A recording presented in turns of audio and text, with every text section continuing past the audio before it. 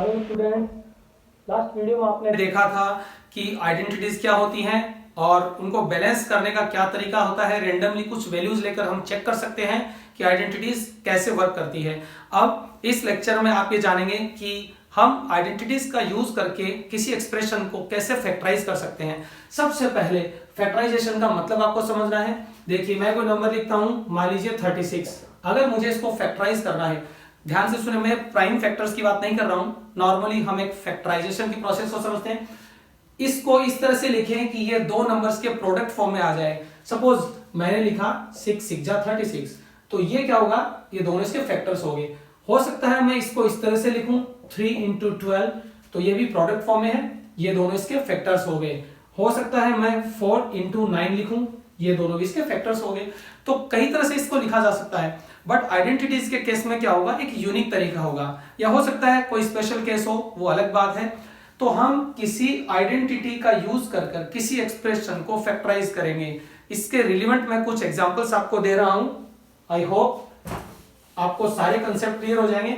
तो इस वीडियो में मैं आपको 3 बेसिक तरह के फैक्टराइजेशन मेथड सिखाऊंगा यूजिंग द आइडेंटिटीज। और हो सकता है कि विदाउट यूजिंग द आइडेंटिटीज कभी कभी कुछ ट्रिक्स काम करती हैं। बिना आइडेंटिटी याद किए भी आप किसी एक्सप्रेशन को फैक्टराइज कर सकते हैं। तो सबसे पहले हम देखते हैं कि मान लो अगर इस तरह का कोई एक्सप्रेशन आपके पास है। सपोज मैं रेंडमली कोई क्वेश्चन बना लेता हूं, ठीक है, जैसे एक्स स्क्वायर प्लस एंड ये हो जाएगा 6x + 9। अब आप ध्यान से देखो, इसको फैक्टराइज करना है। इसका मतलब यह है कि ये कुछ इस तरह से हमें लिखना होगा कि दोनों एक्सप्रेशंस आए और इनका प्रोडक्ट जब करें तो ये मिले।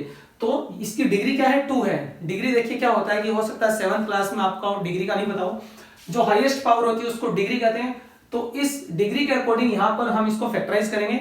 उन दोनों एक्सप्रेशंस का प्रोडक्ट जब फाइंड करेंगे तो यही मिलेगा। अब ये हमें नहीं पता, हम क्या करें, तो एक बेसिक मेथड है, ठीक है। अगर आइडेंटिटीज याद नहीं है तो भी आप इस ट्रिक को यूज कर सकते हैं, आपका क्वेश्चन 100% करेक्ट होगा।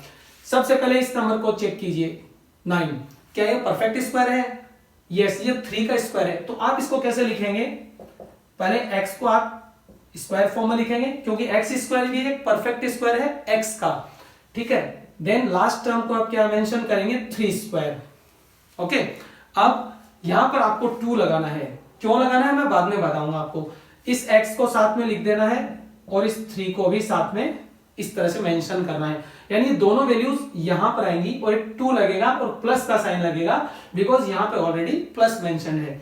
फिर आपको एक बार ये x लिखना है, एक बार ये प्लस का साइन लेना है। देखो ये x, ये प्लस और ये 3 यहां पर आ जाएगा और ये बन जाएगा इसका होल स्क्वायर।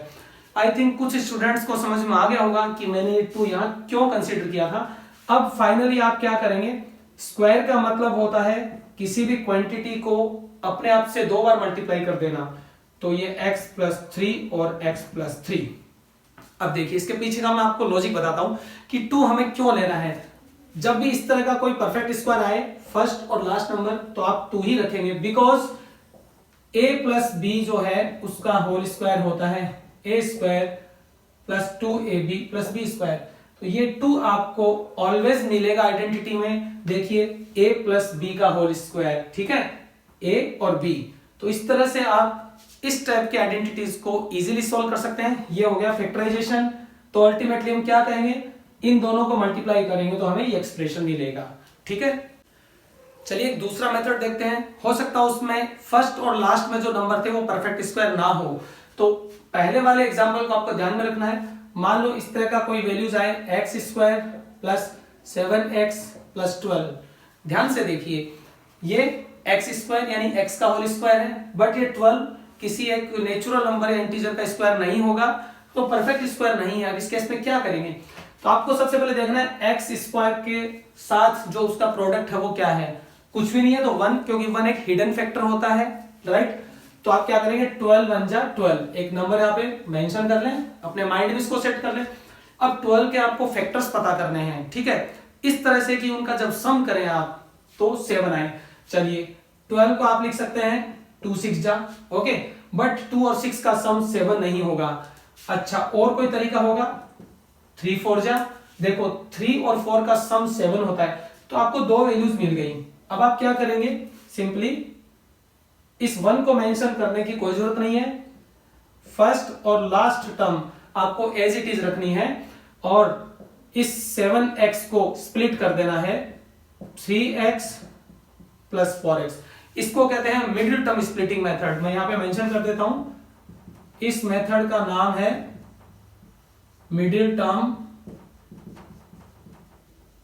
Splitting method. ठीक है, यानी मिडिल टर्म को हम स्प्लिट कर रहे हैं, तो 7x को स्प्लिट कर दिया दो पार्ट में, 3x प्लस 4x।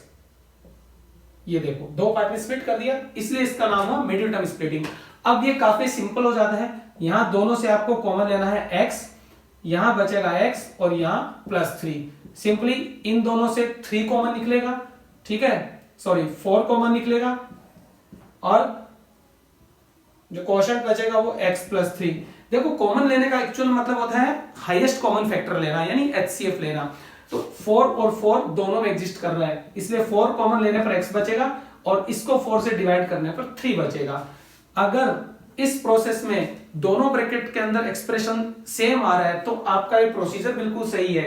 देखो x प्लस 3 और x प्लस 3, तो अब x प्लस 3 को कॉमन निकालेंगे और क्या बचेगा x प्लस 4।